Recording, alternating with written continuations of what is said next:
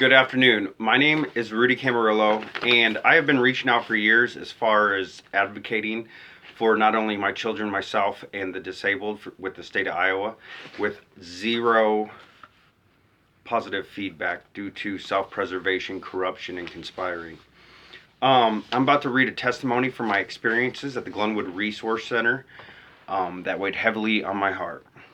This is the introduction letter to a fellow advocate. The following testimony is one of several experiences that I unfortunately witnessed or was part of. I was a true advocate for the disabled, and due to this was targeted and mistreated, even being suspected of being a whistleblower. This has caused my children and I some serious life setbacks, pain, suffering, and even humiliation. For years I felt as if I was doing people a favor by remaining silent, but now realize that the damage done due to the demonstrating true compassion and leadership are far too great. If I'm going to be disrespected and suffer losses for the sole purpose of being presumed to be a whistleblower, then I may as well do what I was targeted for and what I was put here to do: advocate for the less fortunate. For the people I provided care for held a large part of my heart and absolutely do not deserve the mistreatment being rendered. I have had my safety threatened by employees of this facility if I were ever to say anything at this point. I would forfeit my well-being for the futures and their higher quality of life. The state of Iowa has been trying to detour the restoration of my family rights, damages, and losses for quite some time now. As a first step, I would like to keep this in-house, have my family's position restored, and work out an arrangement with Iowa D.H.S. to provide better cares for these individuals, as I am fully aware of and understand their true operations. It is not my intention to fully expose the facility for what it truly is, but to help it evolve into a quality care facility through proper supervision, as I was before I was terminated, and it led to unmeasurable amounts of damages to my life and family. However, if they do not wish to make this humbly make things right with my family and facility, then I am fully prepared to submit this testimony to national newspapers and render them the public relations that they truly deserve for their preservation of the mistreatment. Just like what they do to the trespasses of the facility, they have done to the trespass against my family and their quality of life. After working at the Glenwood Resource Center and going through the state's gauntlet of systematic oppression, I realized that the lack of humanity and compassion being exercised by a political state which is consumed by funding, not freedoms. As I initially stated, this report is not to go anywhere until an appropriate course of action is established by myself and another advocate on my behalf. I'm a true advocate for the disabled and human rights, and am fully prepared to continue the mission with my voice, after witnessing the violations thereof. So as you read the following, know that what has been done and what is being done is near and dear to my heart. There are no exceptions when I say that something must be done. It is a matter of the correct team and course of action. As far as my situation, I know that time parameters are a serious factor due to systematic oppression that I have endured after contacting over 100 lawyers over several years, but know that the documentation needed to make a stand is available, and perhaps the truth shall make the state of Iowa reconsider what they have done. If not, as I have said, I am fully prepared to go national for the sakes and futures of the less fortunate. I thank you for your time and efforts. That's just a cover letter. That was my proposal before being systematically shut down time and time again. They put politics over patriotism, funding over freedom, and I am not very happy with it, with what my children and what the people I cared for have been through. Here is my letter on the state of Iowa facility for the disabled mistreatment.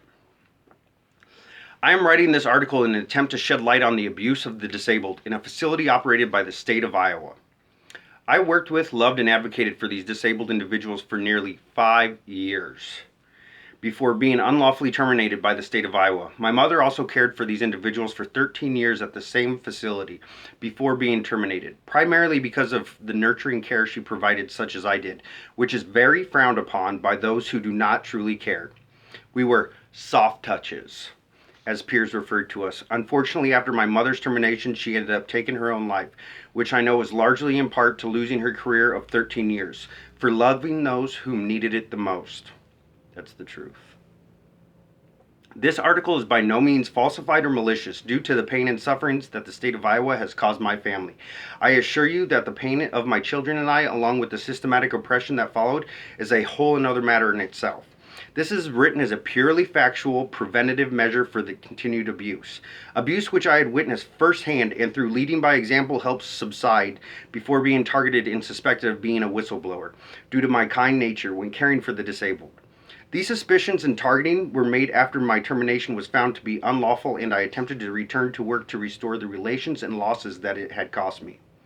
Unfortunately, it was 2 weeks after 12 state of Iowa employees had been terminated for abuse of the disabled, and my peers thought that I was placed back in my position by the state in order to cleanse the facility of the mistreatment of those in care, though I was simply attempting to make the most positive difference I could make with the time I had with them and show others that it can be done correctly through patience and compassion. I firmly believe that the state of Iowa would not utilize a tactic such as that, as I have witnessed and observed how the state of Iowa are masters at covering up abuse and have systematic supports put in place to do just that. This facility is about funding, not freedoms. 100%. They know absolutely everything that's going on and everything that's been done. Instead of fixing the solution with someone like me, they would rather go into a preservation, ruin a family, ruin a man's life, and then worry about it popping up every 2 years. If you go on the internet, you can see newspaper report about every 2 years, periodically, boom, boom, boom, consistently, the exact same thing I'm saying. So do not think this is without substance and not 100% true. For example, when working with the disabled, they have time parameters put in place for reporting abuse. They will state that there is a 48-hour window to report abuse to promote reporting within a timely manner. However, if you go outside of that 48-hour parameter, the charges in fact turn on you, so after 48 hours you cannot decide to do the right thing. During the indoctrination of becoming a state-level caretaker for the disabled, you will be tested, usually by 2 senior employees who are equally corrupt. They will mistreat a disabled individual in front of you and then wait 48 hours to see if you report anything. You fully understanding that the statement of 2 employees, even though false, will discredit the statement of 1 employee under investigation, and then that 1 employee will be terminated for false allegations. This is a routine that is conducted regularly and was even conducted on myself, but having children to provide for and knowing the outcome of what should be a report, I had to remain silent on many matters and simply lead by example, showing other employees how to care with compassion and patience, which I eventually became well known for. Several older ladies that were caretakers for the state even referred to me as the protector, knowing that I was a strong human rights advocate for the disabled. This facility conducted a smear campaign in efforts to discredit me after my termination. Knowing that I had known and seen too much, fearing either a lawsuit for the pain and sufferings caused by a purely unprofessional and detrimental and unlawful termination, and fearing that I would speak of the nature of care that these individuals are receiving. It took me a long time to come up with the confidence and courage to speak of what I've witnessed. But after being targeted for truly advocating and having my own children suffer for my leadership while fighting the good fight, I'm fully prepared to make the difference that I can with the truth. Due to the disabled individuals who reside in the facility having such low IQs, below 70, they are not credited when reporting abuse. Without a witness, if they do report the abuse, then they will still have to remain under the care of the peers of the abuser, who many of provide the same treatment 24 hours a day, 7 days a week. This alone will silence the disabled. I've seen several cases where an individual attempts to advocate for themselves on incidents. The staff member accused is removed from and relocated to another house, and then the other staff members still on the unit treat them disgracefully or use subtle tactics to make their daily routine complicated. There are the rare occasions that a disabled resident will make a false allegation, but the majority of the reports do have substance. There is also a catch to this.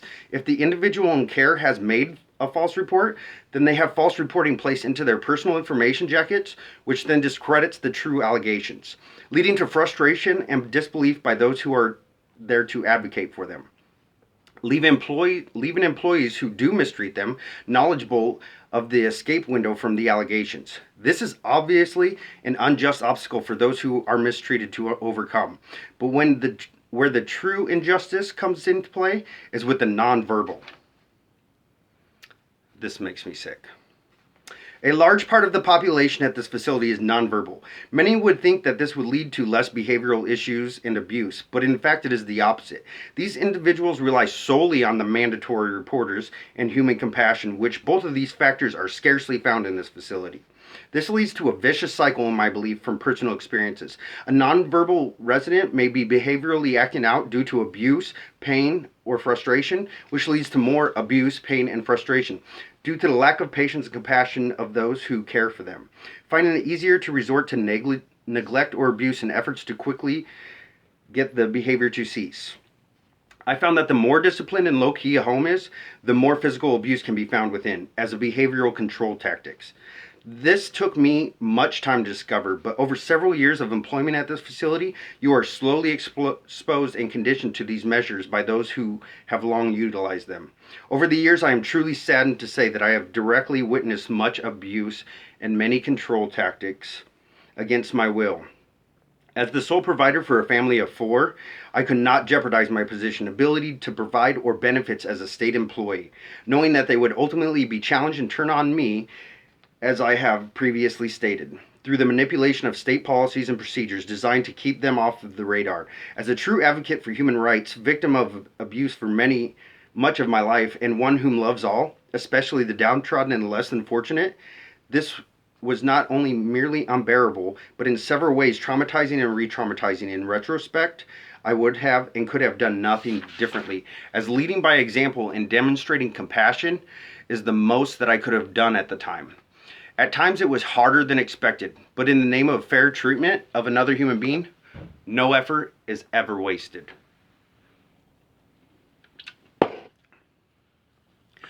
Aside from the pain, compliance, and abuse, one of the hardest things to witness was the restriction of meals.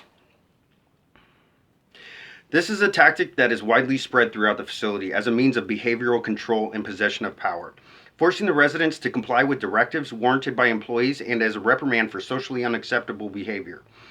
Which, if you understand the psychology of those in care, this leads to a vicious cycle for someone that is suffering from mental illness, as hunger may drive more behavioral issues and the need for proper nutrition is paramount.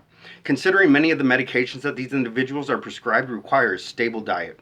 For myself, it was hard to watch and not only capitalize on my empathy as a human being, but my empathy stemming from experience. As a former United States Marine, I understand what it is like to live from meal to meal, looking forward to nothing but. And when living in an isolated, desolate life, the mind can place more importance on the meal than it would when living a more constructive life.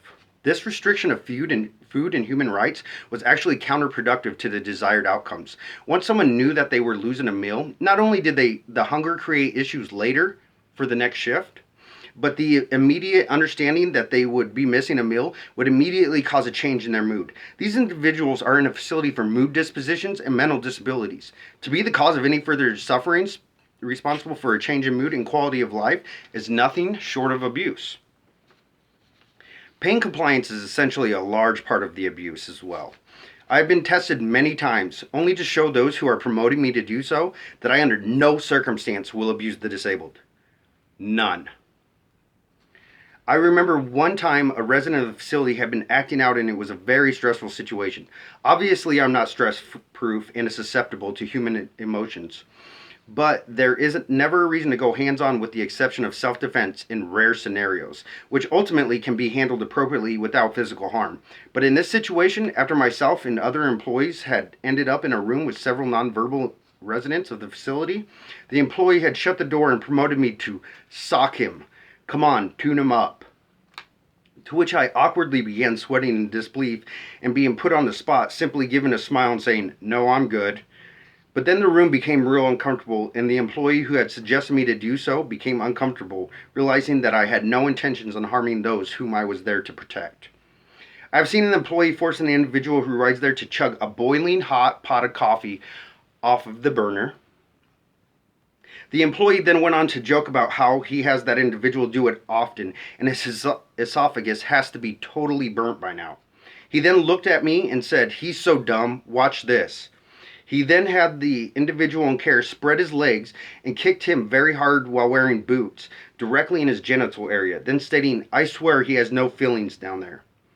This was for two reasons. One, the individual had continuously asked for coffee and it was getting on the employee's nerves. And two, employees were testing me. The employee that did this was well known for his mistreatment of those in care and was making a show of it, doing it directly in front of me as other employees watched to see my reaction. I could feel their eyes on me as this abuse was being conducted, filling out my loyalty and trustworthiness while working with them. I, of course, was sick to my stomach and may or may not have wanted to return the favor to my peer. But knowing that it would be one true report against 4 false reports of perfect innocence, could not say anything. Later on in my career as a resident treatment worker, I would eventually have words with this peer in less than professional terms, notifying him that the respect that these individuals would receive while I am on the scene and the repercussions of any further abuse. This confrontation was one that I had long awaited to have, and in retrospect, I could have addressed it in more tact and professionalism. There is also a tactic utilized that is referred to as resetting. This consists of using a strike or chokehold to reset a negative behavior.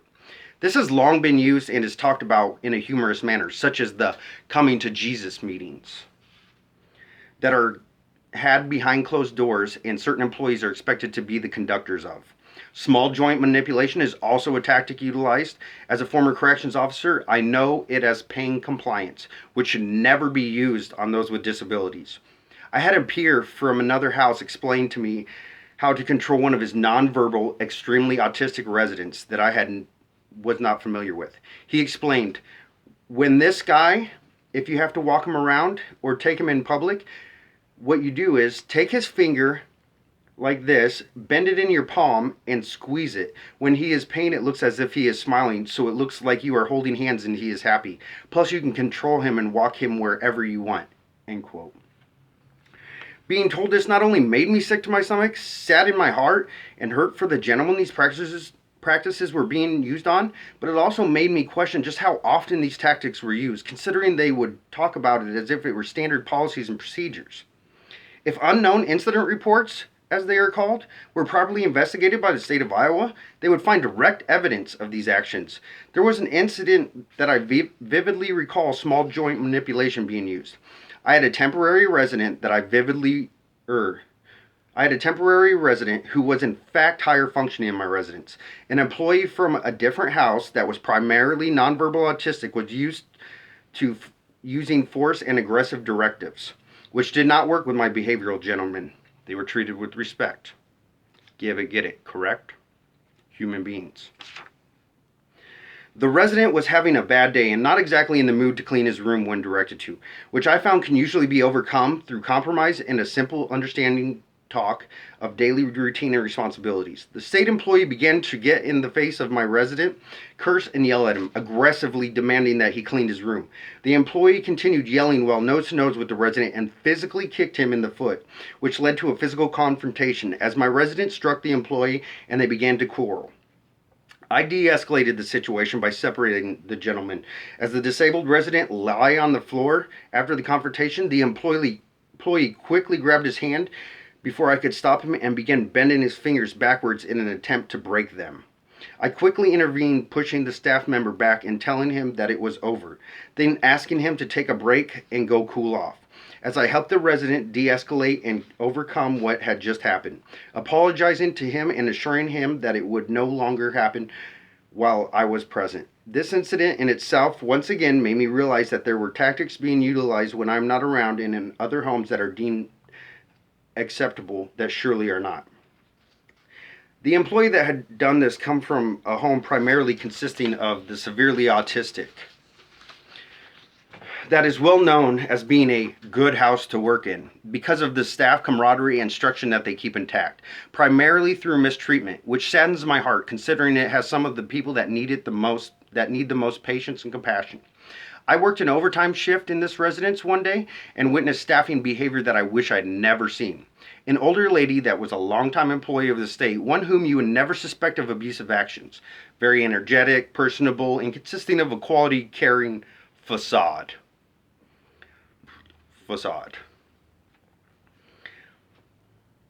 was walking around the residence and hitting autistic individuals on the crown of the head with a large, thick metal serving spoon, as if it were just a part of normal routine, striking them on the top of the head and yelling, "Sit!"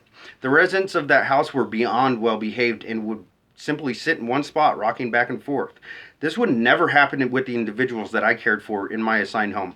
But when working other houses, employees will let you know that this is their home and it operates as they want it to. Unfortunately, considering that these employees have been assigned too much power over a human being, they begin to thrive on it, along with other humanistic emotions, eventually wanting to prove to each other that they can rule with an iron fist and that they are in charge of their domain, which is the opposite of my perception on our mission. To me, it was their home, and it was my mission to ensure that their lives were as normal and safe as possible. This in itself would at times upset other employees who did not like to see the disabled happy, or even operating under their own free will, within safe and appropriate measures, of course. My relationship with the disabled, in fact, created jealousy and animosity among other staff. This did not deter me from making a difference every day or putting any less effort into their well-being and higher quality of life, which of course would occasionally get me targeted or even set up for failure by other staff members. As a true leader, I continued to care for these individuals at the highest levels, acknowledging their tactics and walking right through them. After all, if they were envious of my relationship with these individuals, they could simply put more effort and compassion into their cares and ultimately have the same outcome. Love gets love. The abuse and compliance tactics that I witnessed were beyond rights violating and dehumanizing. These are utilized more often than not in behavioral occurrences, but absolutely not by me or in my presence. Over the years, though, they were occasionally demonstrated in my presence. After a comfortable relation is established amongst peers, standard routine is hard to fully hide. This is why I was targeted when returning to work after an unlawful termination. People had grown used to using these tactics openly and did not want to put the efforts into hiding the behavior again after my return. I even had employees that were not fond of the mistreatment coming to myself in confidentiality, requesting that I help certain homes that the mistreatment had worsened in. I could tell immediately the true power that my presence had in the years that I worked there previously. I was a very strong advocate for these men and women, especially for the nonverbal and autistic.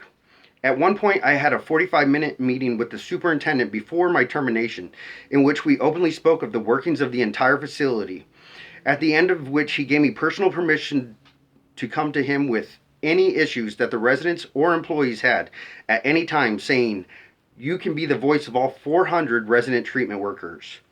This was due to the fact that they knew I was a strong human rights advocate, had the best interests of all, and a better facility in mind.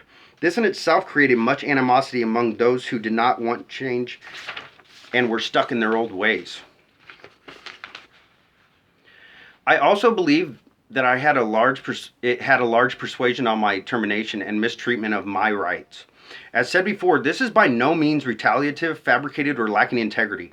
After being targeted and mistreated by the state of Iowa, leading to many hardships and the loss of what was once a high quality of life for my children and I can no longer stay quiet about the true drive behind the actions and what I have witnessed. Many incidents absolutely broke my heart and left me feeling helpless. So I did the only thing that I know how, which is to lead by example. Also ensure that every minute I was on the clock, it was a life-changing minute for the disabled and less fortunate. Excuse me. These people must be cared for at the highest of levels. For the employees that the state of Iowa provides to them are the only form of family and care that they will ever know. I believe every individual in care has some form of PTSD from mistreatment or either the past or the present, and this must be considered and worked with in order for them to ever heal. It was only in the 1990s that they quit using cattle prods on these individuals, and from what I am told, they were not outlawed for being inhumane, but because employees would use them on other employees. The Iowa facility that I worked in still has a building where if you go to the third floor, you will still find chains anchored to the wall, along with the other inhumane devices. One of my favorite gentlemen in care at the facility would speak to me of the box, a wooden box they used to place him in as a form of punishment that had a hole for his head and hands. These contraptions were created and built by the state of Iowa employees, which to this day boggles my mind. The fact that some of the employees close to retirement had actually administered these techniques in the beginning of their career was obvious in their callous care. This Iowa facility, in fact, was under investigation by the Department of Justice just this year for conducting human experiments. Experiments that if I or someone like me were employed, it surely would have been addressed. That is precisely why advocates such as myself are not welcome, targeted, and driven out by the facility. I know that I cannot change the world, but I truly believe that with my voice and efforts, I can change part of theirs. We cannot undo the past and the decisions made by this facility and most likely others, but what we can do is put a stop to modern day abuse and the continuance of oppression among these less than fortunate, fragile souls. I believe that God placed them on this earth for a reason, and more can be learned by someone with greater challenges of lesser abilities and intelligence than someone who has with more intelligence and lesser challenges. That is 100% true. And as far as credibility, after I was unlawfully terminated, I was surprised by some former coworkers who took the time, knowing that the state of Iowa was unlawfully terminating me. It was costing my children. It was costing me my way of life. So they surprised me. These were not requested with character witnesses. These character witness statements may provide a little credibility, so I'm not just some guy out here talking about abuse. But I'm tired of seeing our government cover up problems instead of fixing them. This is a long problem, long ongoing, and no one's done anything to fix the problem. They could have sat down with me, figured out a solution. All I wanted to do was sit down with the Department of Human Services, tell them where they need to put supports in, loopholes that they needed to close, and tactics, keep it in-house. But they chose not to do that because instead of fixing the problem, they don't consider it a problem. They just cover it up year after year. Guess what? While we're listening to this, I'm talking, you're hearing it, people are being mistreated. To whom it may concern, I've had the pleasure of knowing and working personally with Mr. Camarillo for several years. We were employed at the facility where he and I had to deal with many potentially harmful individuals in very stressful situations. Mr. Camarillo handled each situation with safety, dignity, and respect for the individual in care. Mr. Camarillo was always properly composed and followed all procedures we were instructed and trained on, and Mr. Camarillo never wavered from these teachings. Mr. Camarillo gained admiration from these individuals, and when working on the unit, they looked forward to seeing him, and he enjoyed being with them. They were my family. The character of Mr. Camarillo is that of an individual I am proud to call my friend, and I am quite selective in this area. And Mr. Camarillo is the kind of man that if called day or night, he would come to help me, no questions asked, and I would do the same for him. On many occasions, Mr. Camarillo shared stories of his children and countless pictures of activities he enjoys with them, such as bike riding, nature hikes, fishing, hunting, time spent at parks, and family functions. He truly loves his girls and delights in each moment spent with them, and I firmly believe he is an example of what a true father is. In this world today of immediate self-gratification and what can someone do for me, Mr. Camarillo is a giving, caring person, and his thought process is first and foremost of what can I do to help.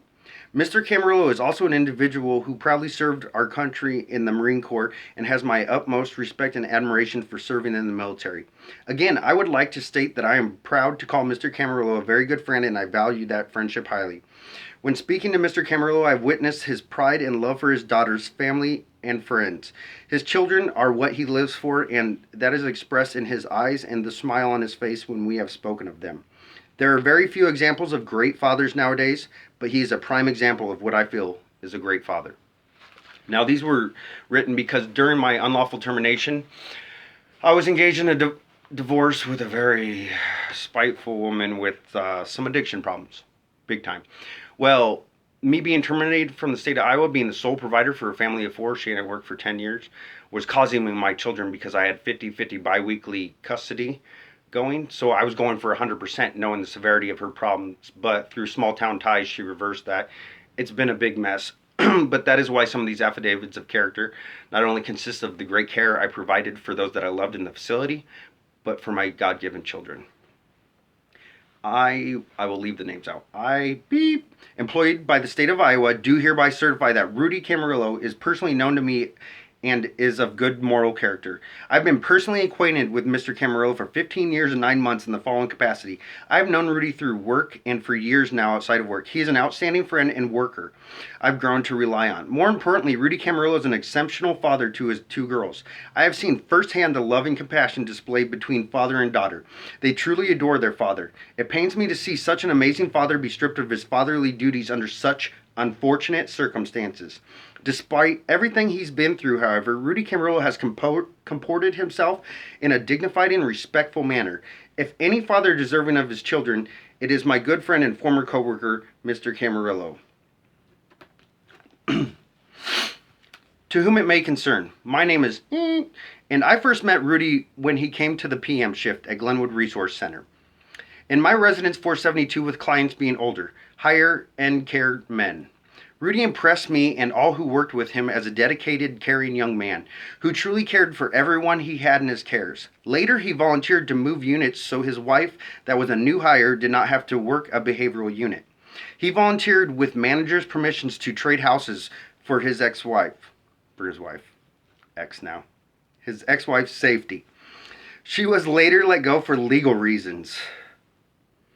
Rudy has always put his children first. He moved to the AM shift so he could care for them and be home with them in the evenings and not at work. He takes his girls fishing, hiking, boating, swimming, shopping. He builds them doll houses, doll beds. They are constantly busy and learning new things with their dad every day. Rudy was an excellent advocate for the men that did not have a voice, always speaking up for them, writing letters for them, even if it meant putting his job on the line to do so. Rudy has always been a stand-up man, and his children are his world, his heart and soul. His children are completely happy with him and feel safe when they're with their dad. I could go on, but I've acknowledged firsthand the integrity of this gentleman. He wants his children to be safe, stable, and happy, and in a stable environment. He wants for his girls the best life possible, what every parent should strive for, a better life than the one that they had. And that is exactly what Rudy strives for. I'm available anytime if you care to contact me. He has proudly served his country, but first and foremost, he is a father and a loving father. I have known Rudy Camarillo since high school, my sophomore year, and I have worked with him at Glenwood Resource Center since July of 2012. Rudy has always taken pride in what he does and thrives to always get better. No matter what unit he worked on, he always showed the individuals in care respect and always ensured their safety. He has always been a very honest and dependable coworker and friend. During the time he was at G.R.C, I have noticed he always treated the individuals in care with dignity and respect. When at work, he always had a smile on his face and would work well with everyone. He has shown patience and has always followed policies and procedures during stressful times at the workplace when dealing with behaviors. And Rudy seemed to be very good at helping them solve their problems or issues they have that day. I do feel Rudy is a very good advocate for these individuals in care, and they seem to enjoy him whenever he is at work.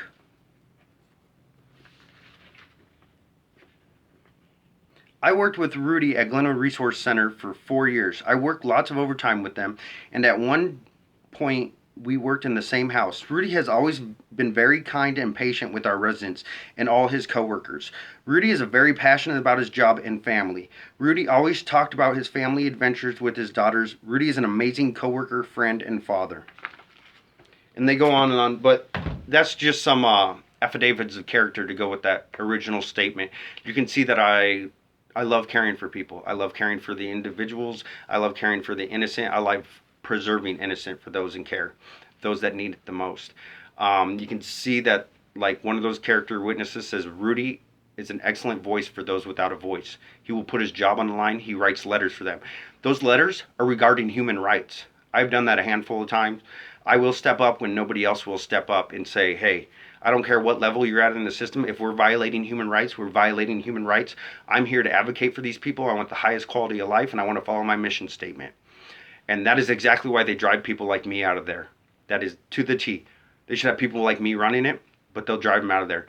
And what happens when you drive people like me out of there? Then you got Department of Justice last year looking into there for human rights violations, human experimenting. Do you think that if I was there, do you think they would be experimenting on the individuals that I cared for? Absolutely not. I would be stepping it up. I would be submitting a letter. I would be saying, hey, I'm a mandatory reporter. I'm here and putting forth the efforts to advocate for this gentleman. You are violating his civil rights, human rights. It's what I do. It's what I did, and it's what I was targeted for. So I'm here to spout the truth. I've been trying to do it for years. Iowa's been systematically oppressing me because they know the truth. They went on smear campaigns, fear campaigns. They've done the whole 9 yards, man. I should have had my kids over and over, but because I was chasing justice and trying to have a voice and standing up for my constitutional rights and children, I haven't had them. They've falsified documents to continue playing games with me. They've been using them as pawns in efforts to silence me. They went off with malicious persecution, defamation, all kinds of things. But when you go back to the basics, you go back to the start, I am all heart. That's what it is. And right now, I'm a pissed off Papa Bear, an American advocate that is tired of rights being stomped on and voices being smashed. Absolutely. The state of Iowa did exactly to my family what I stood up against for the disabled. Violated rights, mistreated, silenced, covered up, over and over. They're masters at it. And unfortunately, if I was standing up for total strangers, which became family and the disabled, they own a huge part of my heart. If I would put my job and my life on the line for them, what in the heck does Iowa think that I won't put on the line for my own children and their well-being and future? I've been systematically oppressed for very long, haven't been heard. I want the truth to be out there. What's done in the darkness always comes to the light. From what I've seen, it's not biblically correct, it's not constitutionally correct, and something needs to change. This world, these facilities, they need change. This one has gotten way out of line. Even when after my unlawful termination, I went back and I was targeted. They had individuals come into the training room to say, after I was telling people how it was done, because I was very good at my job, there's a lot of time trainers went to me for answers. Like, I know my job to a T. It's policy, procedure. It's a state job. They had someone come in there just say, no, after I'd said, hey, we're not going the physical route. That's a last resort. You never need to do that. You just escalation, de-escalation, work with them. Don't feed into it. You're working with the mentally disabled. You're not challenging them then.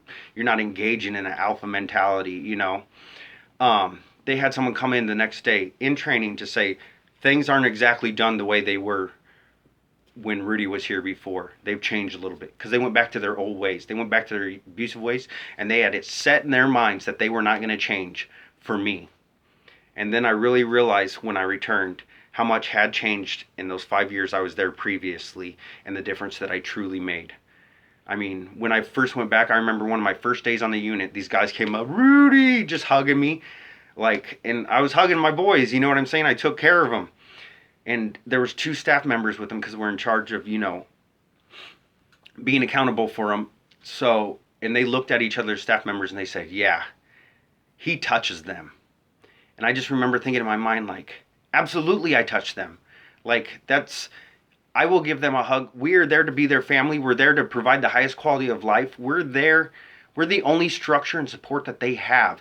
And you guys are giving me a disgusted face because I gave them a hug upon returning, because they used their heart. The callousness and the abuse going on there is absolutely ridiculous.